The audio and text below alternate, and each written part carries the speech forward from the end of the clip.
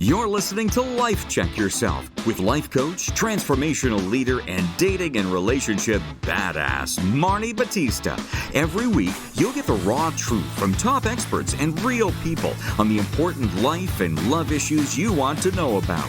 So if you're ready to life check yourself in your relationships, your career, and the areas of your life that matter most to you, and you're not afraid to be called out on your, stuff, then you're ready for what's next.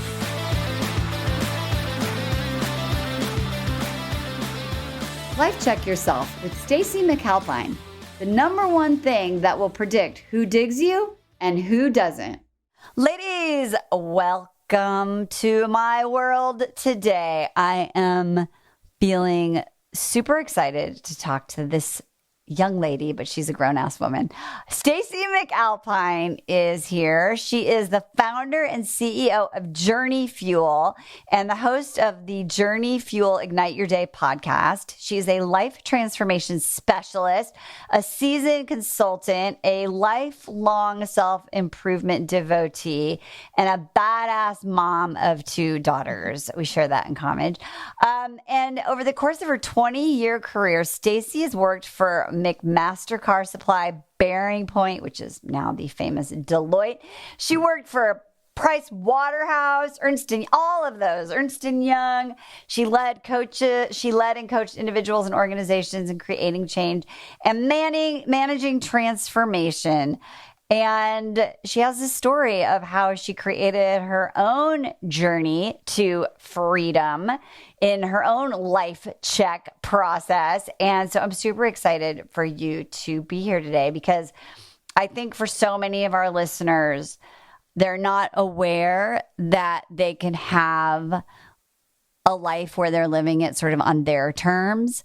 And over the last few years that I've known you, you went from like believing all the limitations that were in your mind to like, what's the right word? I was going to say like a machete, like bashing any limitations to creating life like in your own way. So why don't you just kind of talk about, where were you in your life when you started working with the Institute for Living Courageously and when you were living a life in limitation? Well, thank you, Marni, for having me on in your aura. I've always enjoyed being in that. So Thank you. I feel honored that I get to be here with you and your audience today. Gosh, when I was born, no, I'm kidding. Basically, at 45 years old, it took me a good, probably 35 of them to get to where I felt like I had a choice of which direction I wanted to put myself down, if I wanted to keep doing what everybody else wanted me to do and just keep treading along, or actually wake up with a smile on my face every day. And when I first met you about, I guess it's like 3 years ago now, I was in a place where like life had beat me up quite a bit. I had made it through a divorce.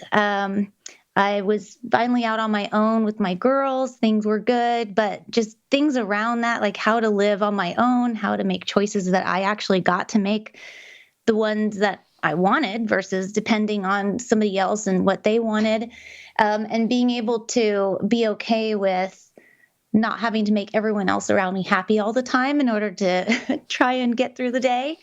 And it was just a new place for me. I wasn't used to that. I wasn't sure how to navigate that. And when I found you, I was in a very sad place in my, I guess you could call it a love life. Right. And I was just wounded in a lot of different ways. And I just remember calling you because I needed dating advice because I never knew how to date before. And I was just hoping you would give me like this pill, secret hot Marni tip. Yeah, here, I'll answer your question on your free call. And then I was going to be on my merry way. And you just said something to me that resonated and stuck with me. And well, many things, but that particular moment was that I needed to heal myself before I could live a life of love with anyone else. And you're going to get me all emotional. I'm not going there today. Do it. But it's just so real and so true. And it sounds a bit cliche, but it's just not. And You've really helped me come so far and so fast, really. I mean, 3 years isn't very long. And I got a lot further down the path in my first 8 weeks, even when I first met you, to where I was determining my own journey and really excited about it and empowered, and life just became fun, and then just being able to follow that and not fall off the wagon back into the old life. That's so funny you say fall off the wagon. So I remember some of the specifics. So can I share some of those things about your where you were about limitation? Sure. Okay, because there's the thing I think that's really relevant for people. And I know you know this even in your work in Journey Fuel, right? You're like, well, you could, are you unhappy in your job? Yeah, but, blah, blah, blah, blah. Or yeah, but you don't really understand, right? And so when we first met, like I think you had a job that you couldn't stand, right? Like your boss wasn't very supportive. Is that correct? Or there was some situation, right? Mm-hmm. And you were like, yeah, but I've got to do this because I have my kids I have to take care of. I am like the breadwinner, right? Right. And then also there was a whole situation going on with your ex-husband, right? And you were like, but you don't understand. Like, these are all the conditions where I'll never get peace and settle in this area, right? Right. And then you were just trying to get over a guy who had left you heartbroken. Mm-hmm. So, and at the beginning, I really think this is an important piece of your story, and the message is that, and I'd love for you to talk about it. When you first started, did you ever believe, that those situations could change? How were you locked into those things being the limits? Well, I've always been the type that is, creative around trying to find solutions to things that I want that just usually is not simple, but complicated, yet I'm sure I can get my way around there. I'm used to working complicated routes to getting what I want. And so I felt like maybe just everything's supposed to always be complicated, and it's just like a test of my will and desire. That's so important, right? Like right there was the limiting belief that you had that I just want to highlight, because I think people just don't even realize that, right? Like, I feel like I can get, but I want, but life is complicated and it's a matter of like just will or working hard. Right. It's funny because I had someone in my life who said, you need a shirt that says, it's complicated. Are you in or out? Yeah. Because it was always something complicated, it seemed. My scenarios have always had many layers of storylines and intersections. So that's where I was feeling like, oh, maybe life is just supposed to be this hard. And it's testing whether or not I really want it. And do I really want it? What do I really want? And trying to get to that answer. And when you had that moment where you sort of realized that it didn't have to be complicated, or that there was a possibility that hard work or that willpower was making parts of your life complicated, what was that like for you? It was just like I can't say that word on the air. It was like a mind quote unquote trip. Like, it was just like an explosion. As I working with you and your team, I still remember I was waiting for this complicated answer when I would ask a question, and you would just pose this very simple question back. And I'm like, oh, it's just that easy. It's not this interconnected. It's like, well, what would you want? And to me, something as simple as, well, how would you want to feel? Like, blew my mind, just the idea of even thinking about it in such simple terms. So it was working with you on how to just stop tying everything to, well, what's the creative way to it? And instead of just like the direct route, which is asking myself in my heart, what do I want? And listening, and then doing it. Like, it sounds so simple. And I figured, well, that's just too simple. There's got to be another way. Well, that's so brilliant, just right there, that you're articulating this idea that our brain, right, like our intellect part of our brain is so used to trying to like muscle our way through, and like it's like being in the great those corn mazes that we take our kids on in Halloween. The pumpkin patch, Right. the great corn maze of life, except it's not that easy. Yeah. So what did you have to do that allowed you to untangle all of the pieces that were so complicated? Like, what did you have to believe? What paradigm shift did you have to make? What actions did you have to take? A lot of it was really just going back to the basics. I mean, like with Journey Fuel, for example, the reason why I decided to even name it Journey Fuel was it's like something to keep you going, like you know where you want to go and you just need the fuel to get there. So what's that fuel? Like, what is that going to be? And it's really knowing what you want. And so to your point of how do you make it simple, I just really had to invest in myself. Like I invested in programs with you and your team because I knew I didn't know how to do it. Like I just knew the complicated way, and just actually investing in myself the way I would in college. I remember when I first started working with you and the idea of like opening up my wallet to support myself and being happy in life just didn't connect with me. I wasn't used to doing that. And so I just equated it to, well, I paid for myself to go to college. Like I invested in myself for an education. So I can either keep going without the education and trying to figure it out, or like actually invest in learning how to do it the simple way. I love that you're saying that there's education that you didn't have, right? Like you only know how to do it one way. It's like, I think of it like you have kids that are old enough to know more about technology probably than you do, right? And you're like, you're like, but my phone is fine.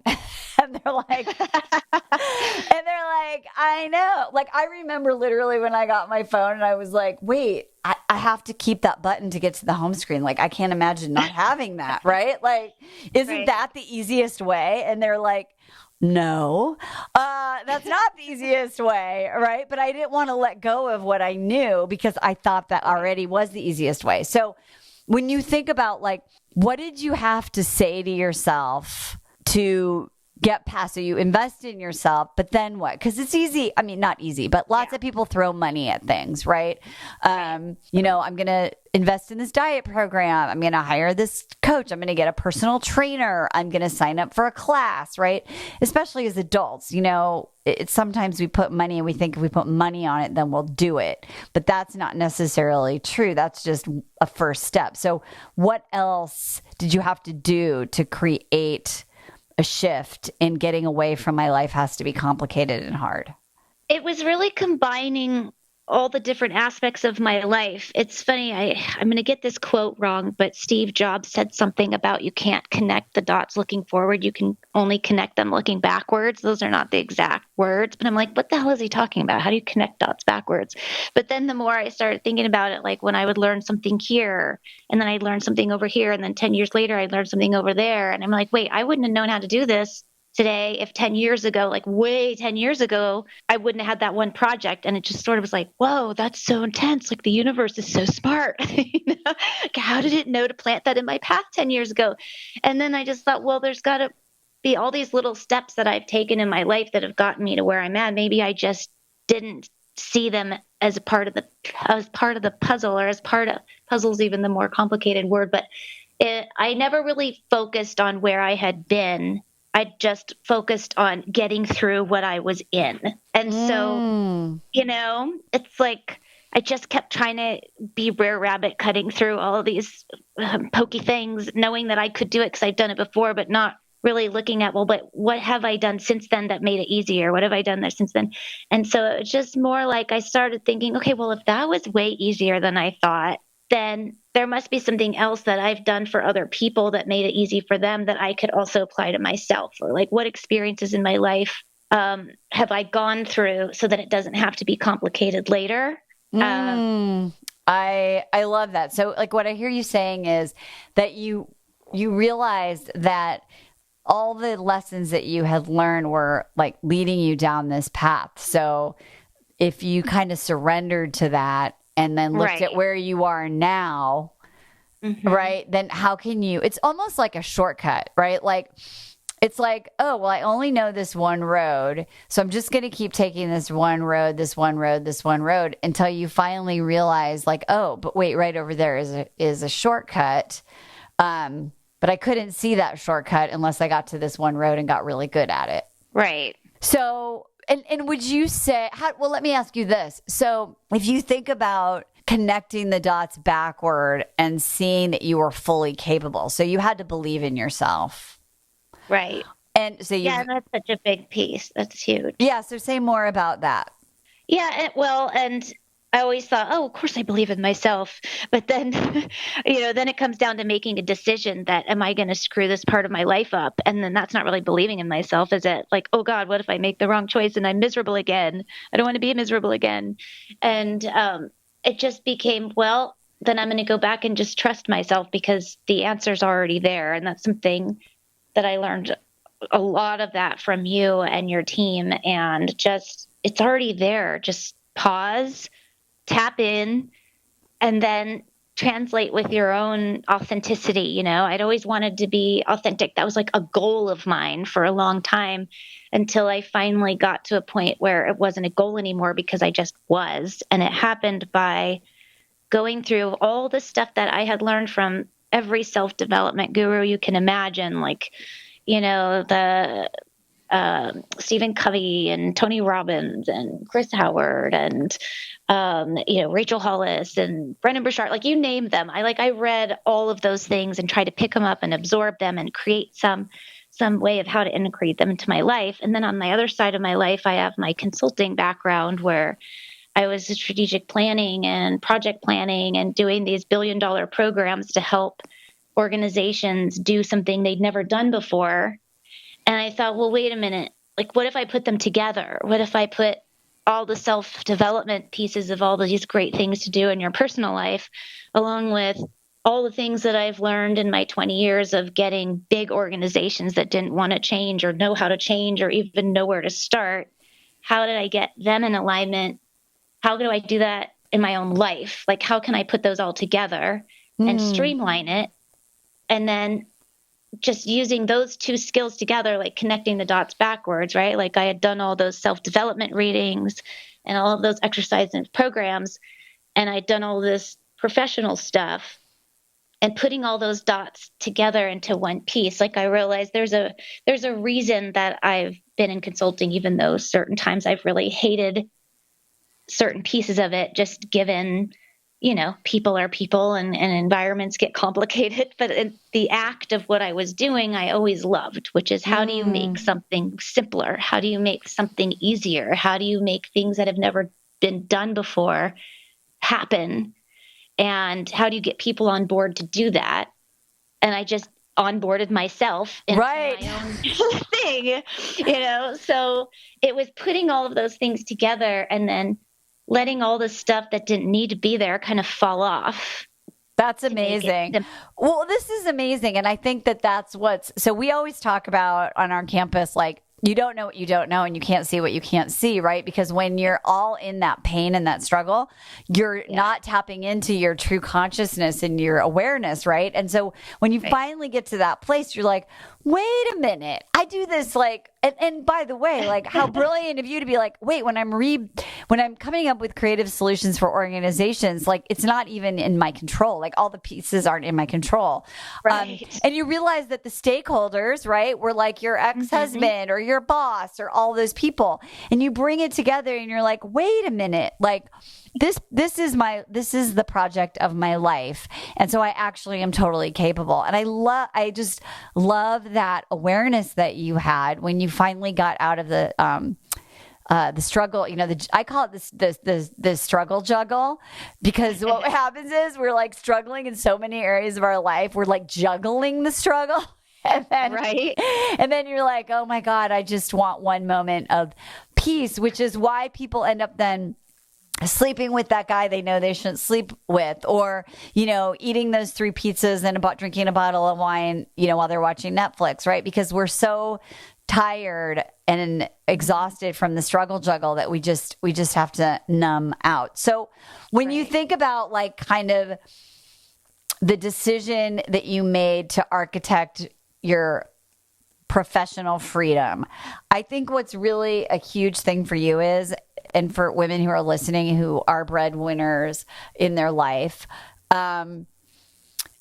that is a really scary thing because it's like, okay, sure, I can change some dating things or I can change my health or I can change my whatever. But financial security, like that's a really scary thing. So how did you architect your career freedom when you started to live life on your terms?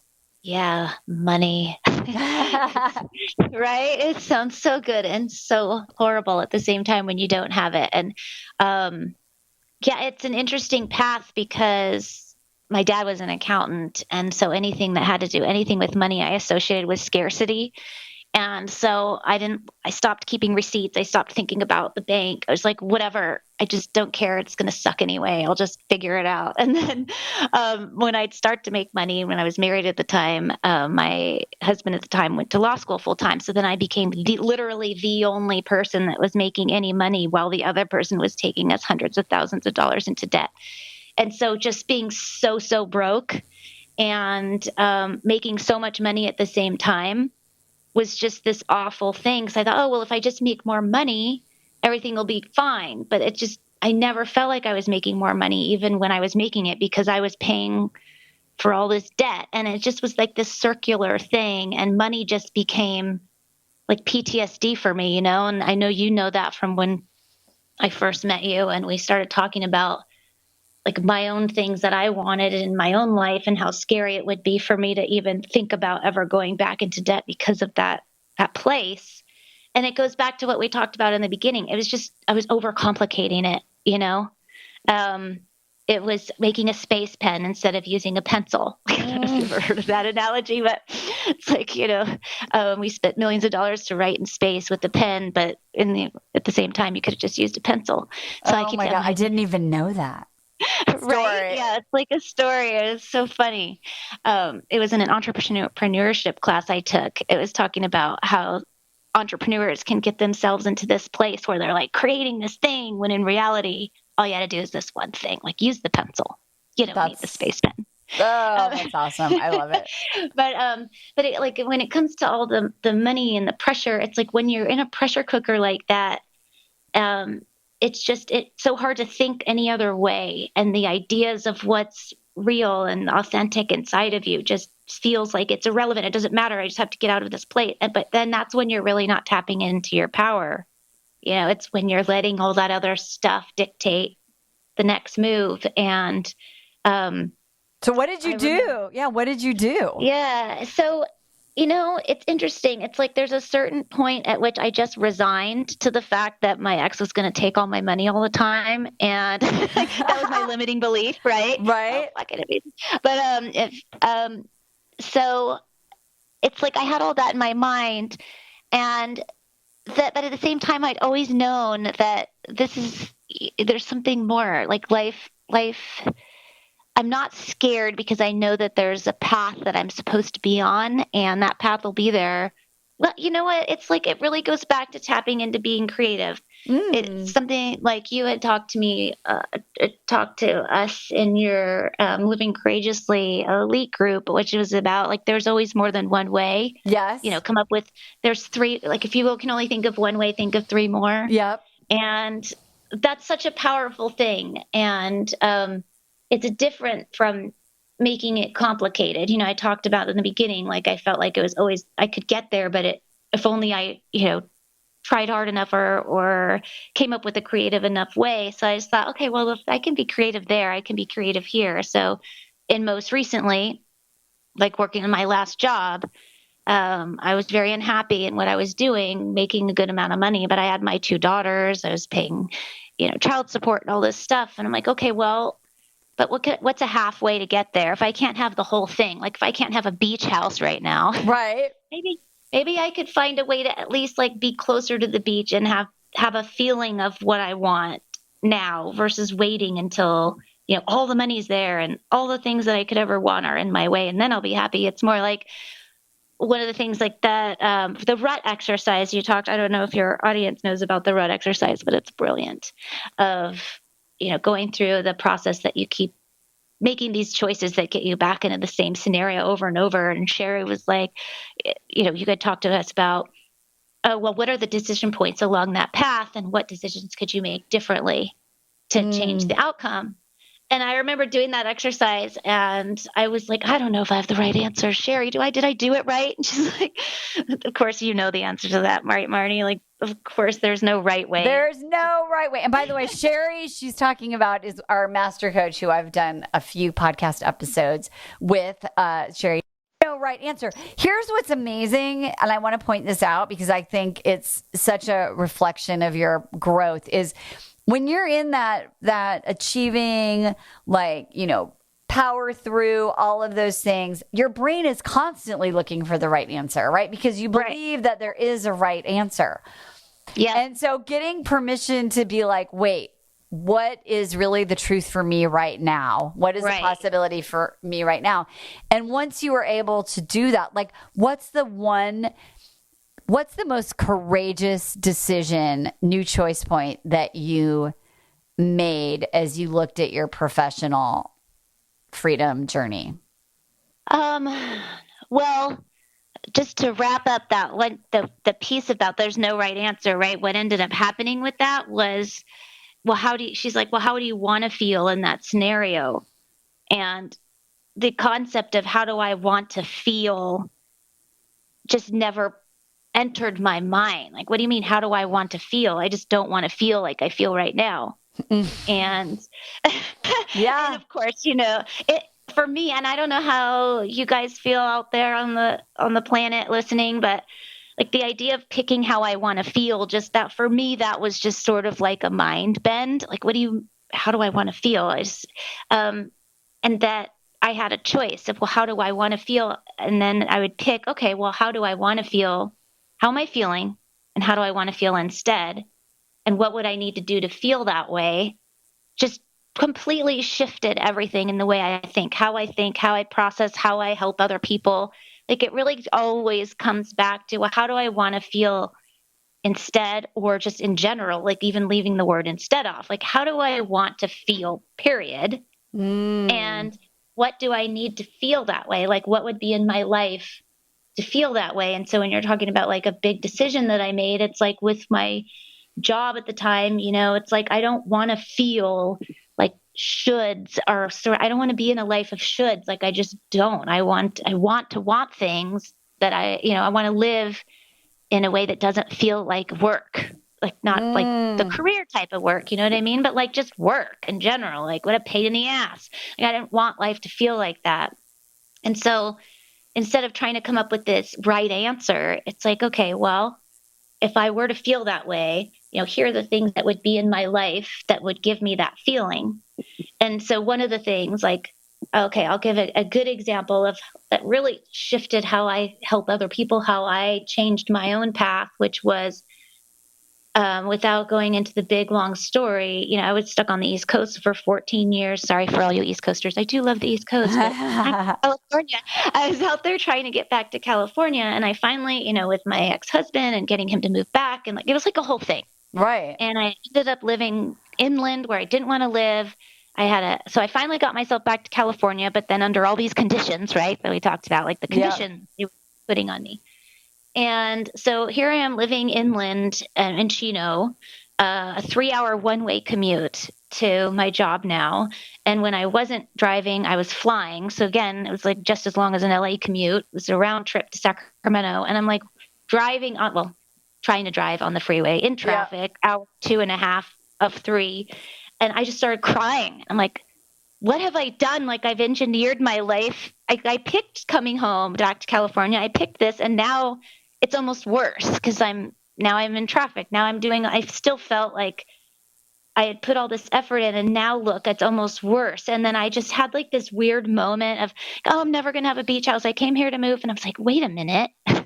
I wanted to live by the beach. That's where I wanted to be. I wanted to live by the beach. I wanted to see the ocean. I wanted to smell the ocean every day. Yet I was in no position at the time to financially afford that. So I started to think, okay, well, if I can't move there and buy a house for $1 million, what could I do instead? And I just started looking at, well, I could at least be there on weekends if I find a way to have, rent a little place that when I not having to be in Chino, which is where I had to live at the time, on the weekends, I could at least come to my apartment that's closer to the ocean. And I could, within a mile could go see and say hello to the ocean and just sort of, I wouldn't be able to have the whole picture right now, but I'd have parts of it in my life. And started doing that in all these different areas of my life to where now I could actually enjoy the pieces that I thought I couldn't have because I was trying to have it all at one time or felt like I had to have the whole solution first. I think that's I think that's really a huge thing, Stacy, because when you're really looking at like, how do I design the life that I want, right? Where I feel I have freedom. I think we get so caught up in the how, and because Correct. our brains are defaulting to like black and white, which is like X or Y, we forget that we could like do experiments, we could do tests, we could do little pieces along the way to try and even make sure that that's exactly like our dream, right? Is it our real dream? Right. Is it our dream of like a childhood dream? Is it a self-imposed dream? Is it a fantasy dream? Or no, wait, actually, this is really amazing. I was able to actually do a little piece of it so that you're enjoying your life on the way to your vision. Exactly. I love that. So let's just continue to kind of focus on your career freedom, because I want to make sure that we tell everyone about Journey Fuel and your Walk the Talk weekend that you're having, because you're so good at walking the talk. So you ended up leaving consulting. You create a way to like start to get in your geographical home that really starts to feel right to you. And then tell everyone sort of, where are you now? So what did you do? You quit your job. Tell everyone sort of where you are now and where you are and what Journey Fuel is doing for you and how it's serving you in your life that you want to feel the way you want.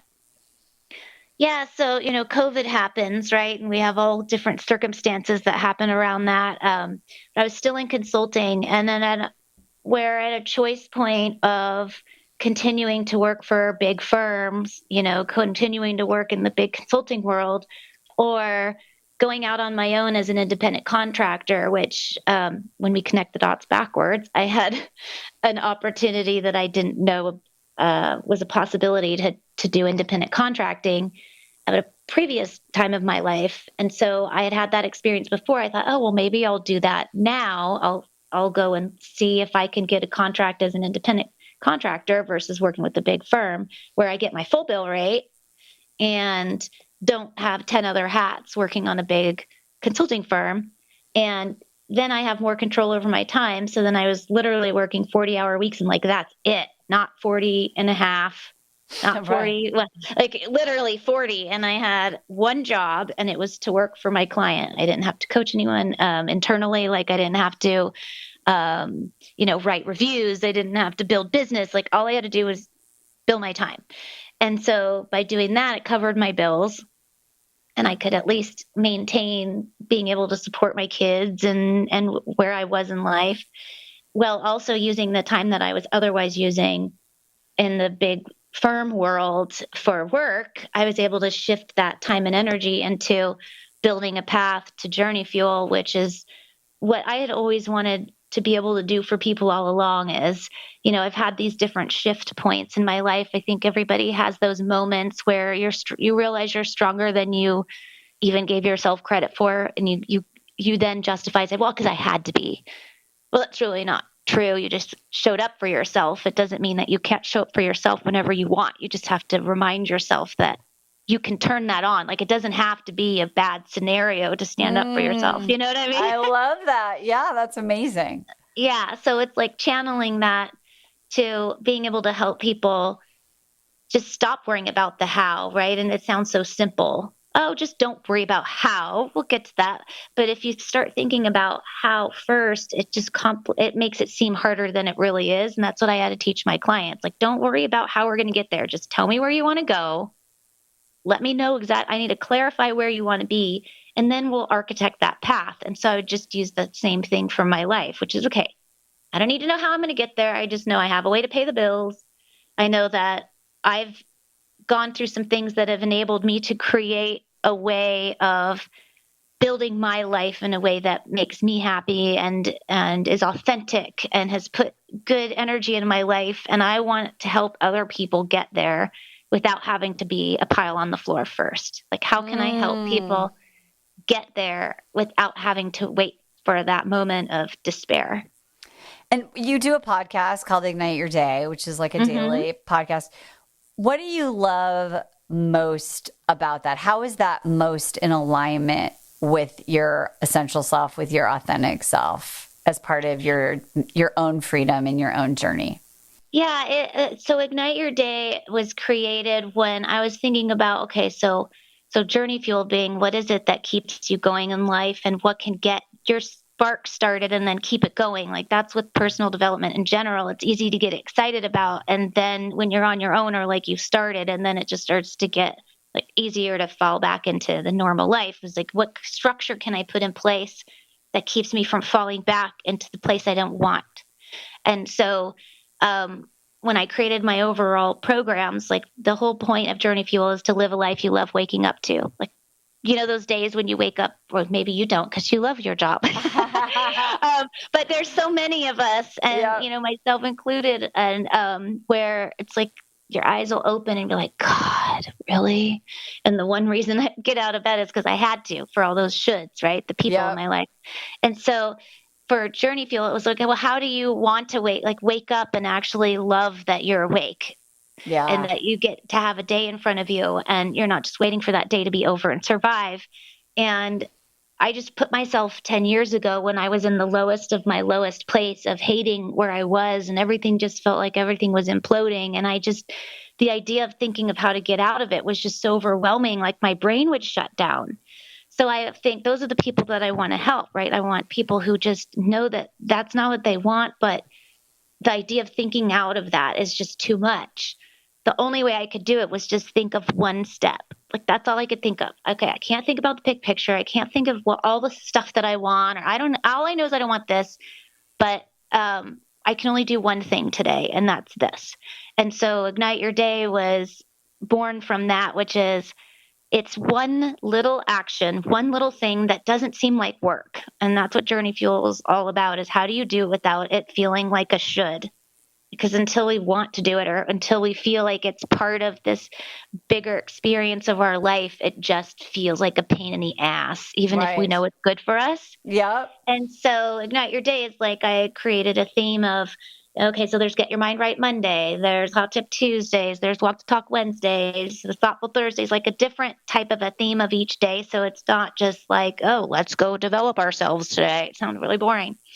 So like Mind Right Monday would be, oh, okay, so if you turn music on today, that'll get your mind shifted. Or, you know, Hot Tip Tuesday is, you know, did you know that this can help this, you know, in time management type of stuff. But it didn't sound like work. It would just be I something love fun. it. Yeah. I think that's so brilliant. And I love that this is a really important concept is how can you transform your life into the life that you love? I love that you say like where you love waking up every morning. We call that like living life on your terms in a Yeah. way that doesn't feel like work. And Right. it's one small step at a time. And that's what I think your Exactly. podcast is so, I think it's brilliant. I think it's so amazing. So Stacy's having a weekend event in the end of January 2022. So if you're listening to this before then, you can find out about it in our show notes. If you're listening to this after January 30th, 2022, you'll find a link in the show notes on how you could follow Stacy and start to subscribe to Ignite Your Day to fuel your journey, which I think is so amazing. So if there's one thing you want to sort of leave people with about, you know, if you would have known that whole, like, what's your tip? You know, like, Yeah. what did you really know and learn that someone listening could implement, could take on for themselves so that they can stop living in their world of shoulds or have tos?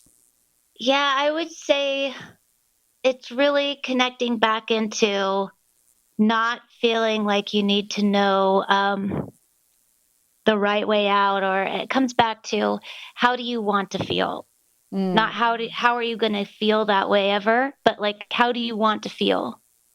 And know that if that's a feeling, once like, you know, and you know this because I learned a lot of it from you guys. and then just infused it with a lot of the other things. But as soon as you know that, it's like in project management, that's the number one thing I would ask every client. What is the ultimate outcome? Like, what is it that you want to have and why, right? So in our own lives, when we're super overwhelmed, that's a lot to think about. So it's like, if you just think about how you want to feel.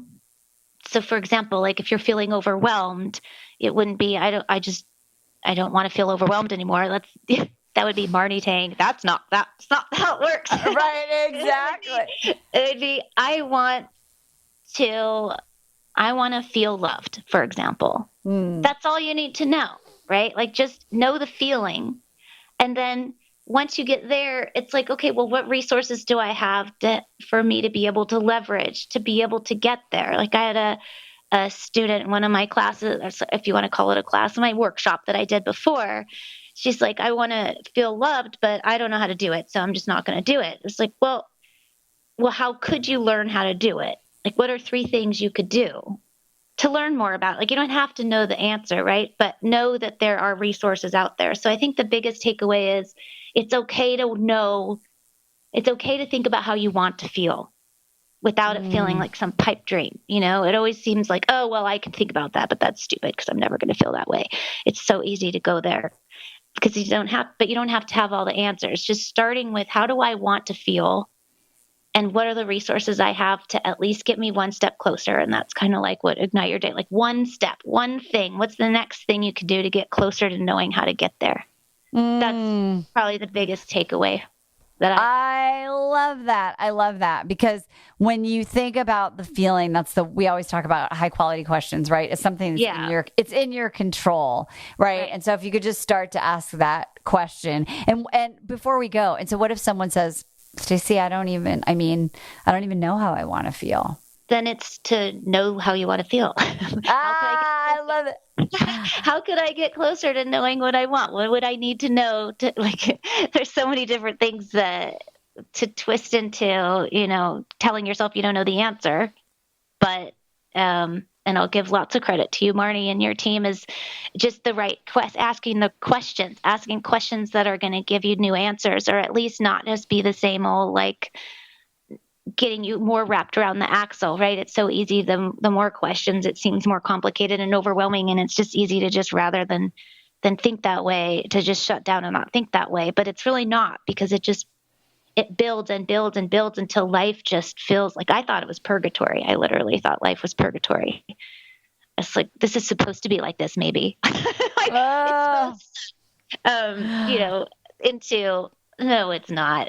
But how do I want to feel instead? I want to open my eyes and not, you know, I want to feel happiness. Just, that's enough. Okay. What could I have in my life that would give me happiness? Or if you don't even know how to get that for, like the person I told you about in my workshop who said she wanted to find love, you don't have to know how to find it to want to feel that. It's just, what's the next step I could take to get closer to knowing those answers? And that's it. Just that one next step until you can get to where you've built up enough energy and passion and fire within, right? To get the energy to want to take it and do more steps, take a bigger leap. But getting yourself just to take the next step is probably the best thing I've ever done with my life. You know, I love that. The next step. Don't stay in the same place. Exactly. Get your ass off the floor and take one step, because everything is possible. And I love how you have completely been in the process of re-architecting and redesigning your life. It's super inspirational. Ladies, check out Ignite Your Day, where you can listen to podcasts, link in the show notes. Definitely check out the Walk the Talk weekend. Follow Stacy McAlpine. She's amazing. We're so happy that we are able to help you live life on your terms and that you love waking up in the morning. It's been so much fun having you on the show. Ladies, whatever you do, it all starts with one thing. Life check yourself. We'll see you next time. Bye-bye. You're welcome. Bye-bye. Hey, thanks for tuning into today's show. So if being in an intimate relationship in which you feel 100% seen, heard, and accepted by a high caliber man is a priority for you right now, and you're interested in seeing if you're a fit for working with me and my team at Dating with Dignity, here's what I want you to do.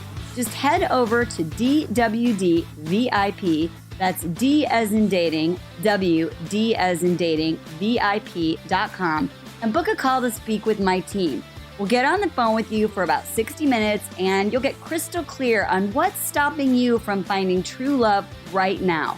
We'll also take a look at what you want to create, what you want your whole life to look like when you're able to finally be fully expressed as a woman in a healthy relationship with an incredible guy. And if we can help you get from where you are right now to where you want to be, we will show you the fastest path possible that makes sense for you to do that. We help smart, successful women all over the world solve this one missing piece in their life so they can finally have it all. So to see if we can help you do the same thing, head over to DWDVIP.com. I'm Marni Batista, and let's talk soon.